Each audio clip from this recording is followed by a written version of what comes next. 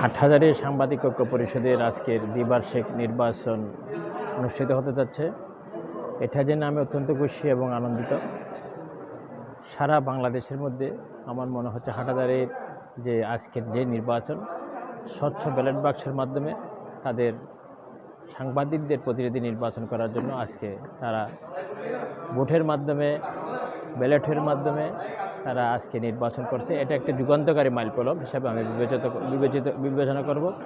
কারণ সাংবাদিকদের যে বিভাজন, সে বিভাজন যাতে না থাকে, তাদের নিজস্ব মতামতকে তুলে ধরার জন্য রাষ্ট্রের সারা বাংলাদেশের মানুষের যে চাহিদা সেটা স্বচ্ছভাবে প্রকাশিত করার জন্য তারা আজকে নির্বাচনের মাধ্যমে তাদের প্রতিনিধিত্ব সৃষ্টি করতে যাচ্ছেন।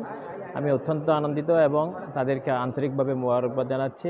যারাই নির্বাচিত হবেন তাদেরকে আমি অনুরোধ করব যাতে হাটহাজারীর সর্বস্তরের জনসাধারণের সুখ দুঃখের, মনের ব্যথার, আনন্দের কথাগুলো যাতে স্বচ্ছভাবে সুন্দরভাবে তারা তুলে ধরে তাদের লেখনের মাধ্যমে সেটা প্রত্যাশা করব।